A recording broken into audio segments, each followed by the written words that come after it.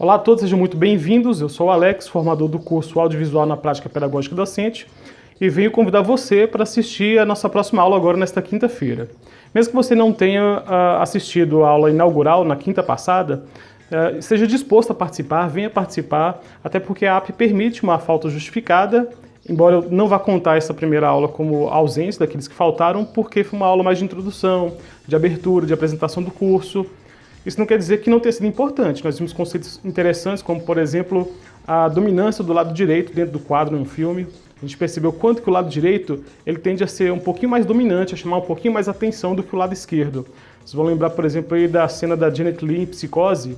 Ela toma do banho, né, no chuveiro. Ela está posicionada do lado direito, nossos olhos estão centrados nela, e aí o susto vem de uma sombra que vem do lado esquerdo, né?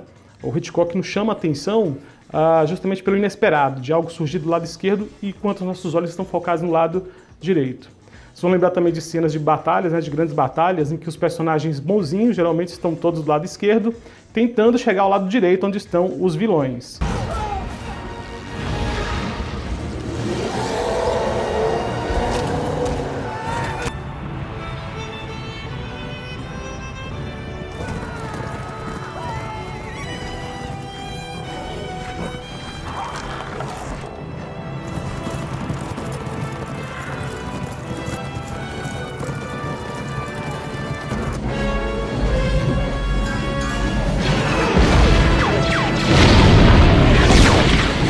Station 5-7, we're on our way.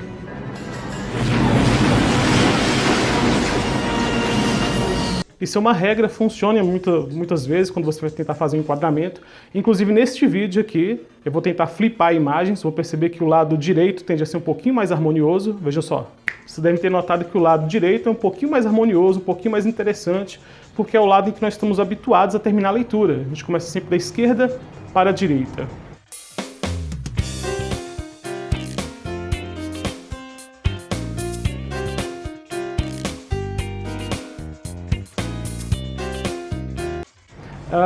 Mas isso, se é uma regra, né, ela pode ser quebrada naturalmente, porque cinema é arte. Fotografia, filme é arte, e arte tem suas regras, mas elas podem ser quebradas normalmente. Haverá aí, por exemplo, tendências como o Dogma 95, o cinema novo brasileiro, ou a Nouvelle Vague na França.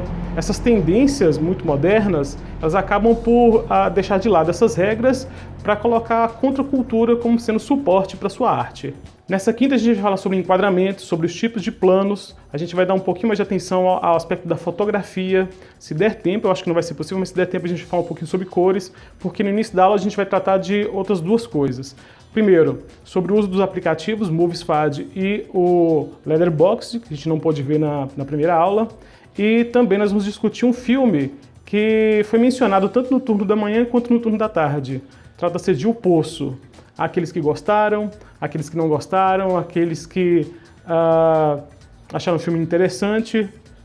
Só por ser um filme de horror já não chama a atenção de tantas pessoas assim, tem muita gente que não gosta, mas é um filme muito interessante na sua abordagem quanto ao tema e também à estética usada.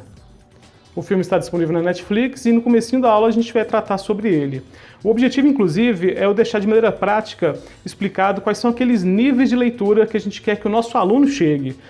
Eles são divididos em 4 níveis. Primeiro, a leitura elementar. É aquela mais básica em que não há envolvimento emocional, não há envolvimento intelectual por parte do leitor. Ele, tratando-se de filmes, ele consegue, por exemplo, identificar elementos como quem são os personagens bons, quem são os maus, quem são aqueles que transitam entre uma coisa e outra, qual que é o núcleo da história, se os atores foram bem ou foram mal interpretados, mas não passa muito disso. A leitura de inspeção é aquela um pouquinho mais investigativa. Ele será capaz de identificar subtramas, será capaz de identificar elementos da sintaxe do cinema, mas também não é algo tão profundo assim.